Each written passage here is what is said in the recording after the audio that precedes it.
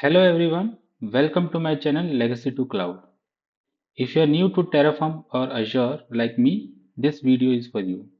In this video, I'll create a virtual machine and explain why SSH is used in real life and why we need resources like SSH key, network interface card, and public IP.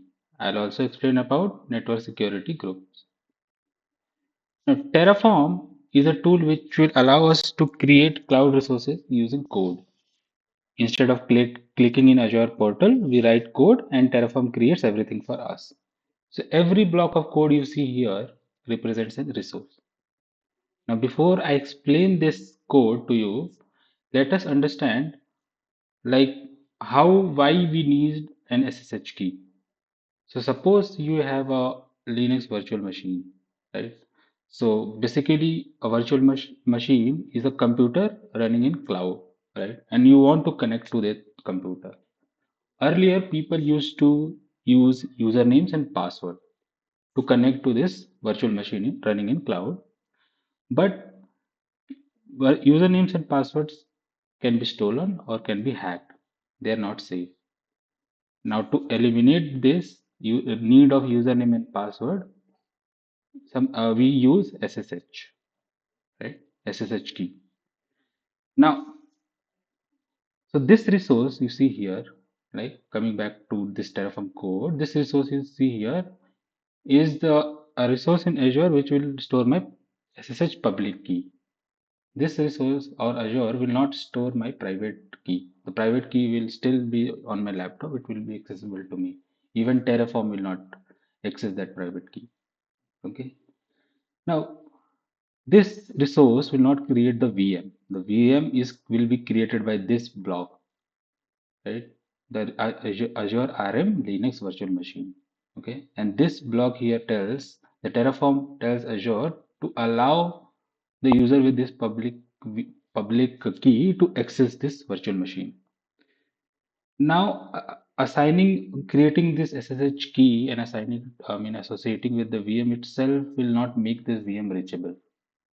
The VM needs network connectivity and an IP address. For that, we use the network interface card. Okay. Now, this network interface card will be attached to my VM. Okay. Now, still, I need to suppose I want to connect to this VM from my laptop. I need a IP address, a public IP address.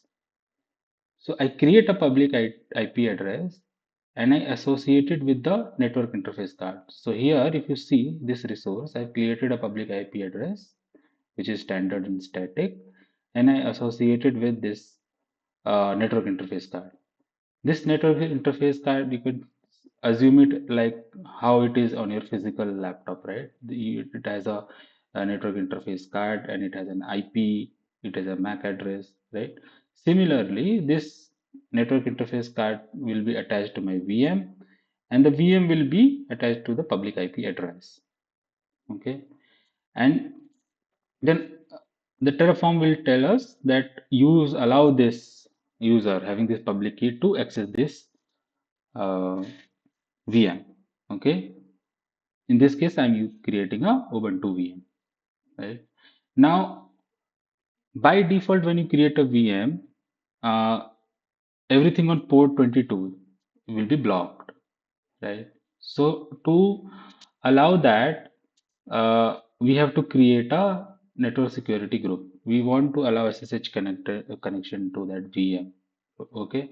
Now, this network security group, where I've explained that SSH should be allowed, will be associated with my network interface card. Okay. So this is how the VM can be connected, right? We don't need a password or a username to connect to it. So if you see, what I have done is I've created a public key which is stored in resource. I've created now, even if you create a virtual machine through portal, it will ask for a virtual network and a subnet. Basically, subnet or will tell to which network, right? Which network this virtual machine belongs to. Okay, so I've created a network, I've created a subnet within that network, I've created a network interface card which is associated with my virtual machine, the public IP which is associated with the network interface card. Okay, so this is the where I can connect to this VM securely, right? So I have already run Terraform apply and my resources are created in portal, which I can go and verify it here, right?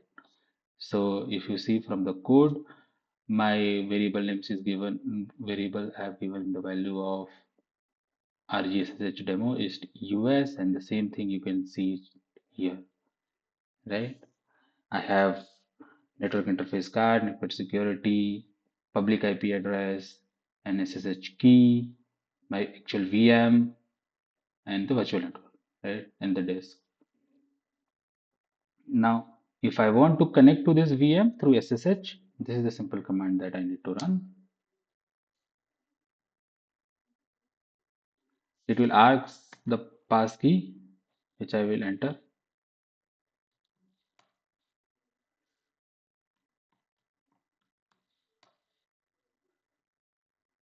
Okay, now see if you see, so the username that I have provided was Azure user. If you see here, right, to use this public key, and I'm able to log in. I can see, I can run commands, right? This is home Azure user. I can make directories and or anything. So I hope you are clear with how these resources are being used.